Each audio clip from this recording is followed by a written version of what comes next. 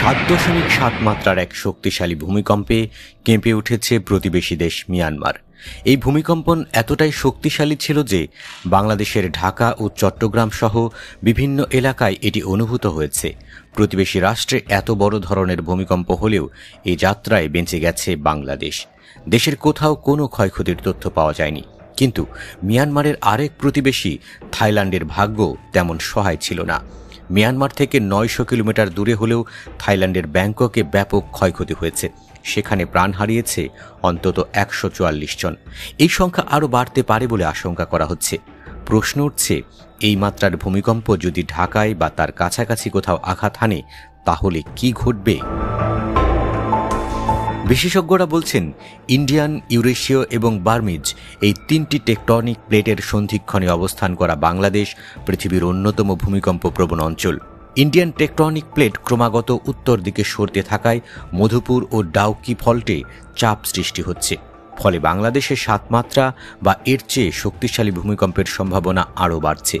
কিন্তু এত বড় মাত্রার ভূমিকম্প সামলানোর মতো যথেষ্ট প্রস্তুতি কি বাংলাদেশের আছে? এ বিষয়ে বুয়েটের নগর ও অঞ্চল পরিকল্পনা বিভাগের অধ্যাপক ইশরাত ইসলাম বলেছেন, বাংলাদেশ ভূমিকম্পের ক্ষেত্রে অত্যন্ত ঝুঁকির মধ্যে আছে।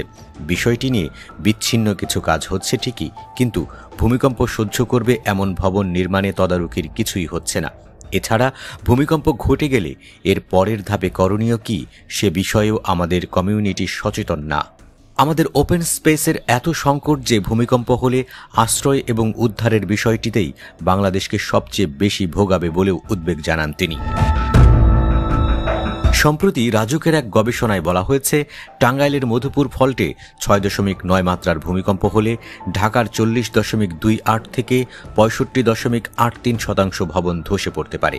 এমন ভূমিকম্প ভোরে হলে 2.1 থেকে 3.1 লাখ, দুপুরে হলে 2.7 থেকে 4 লাখ এবং রাতে হলে 3.2 থেকে 5 লাখ মানুষের মৃত্যু হতে পারে। একইভাবে সিলেটে যদি 7.1 মাত্রার ভূমিকম্প আঘাত হানে তাহলে ঢাকায় 40,935 থেকে 3,14,000 ভবন ক্ষতিগ্রস্ত হতে পারে। রাজউকের জরিপ করা 3,252টি ভবনের মধ্যে 42টিকে উচ্চ ঝুঁকিপূর্ণ হিসেবে চিহ্নিত করে ভেঙে ফেলার সুপারিশ করা হয়েছে। কিন্তু এতে কর্ণপাত না করে ভবনগুলোতে এখনও দিব্যি ব্যবসা চালাচ্ছেন কিংবা বসবাস করছে মানুষ। মিয়ানমারের ভূমিকম্পের পর বাংলাদেশের মানুষকে সতর্ক করেছেন আবহাওয়া অধিদপ্তরের ভূমিকম্প পর্যবেক্ষক ও গবেষণা কেন্দ্রের ভারপ্রাপ্ত কর্মকর্তা আবহাওয়াবিদ মোহাম্মদ রুবায়েত কবির। তিনি বলেন, মিয়ানমারের ভূমিকম্পটি সম্পর্কে আগেই সতর্ক করেছিলেন বিশেষজ্ঞরা। ভয়ের ব্যাপার হলো আশেপাশের টেকটনিক প্লেট, বিশেষ করে ইউরেশীয় প্লেট আরও ভূমিকম্প তৈরি করতে পারে।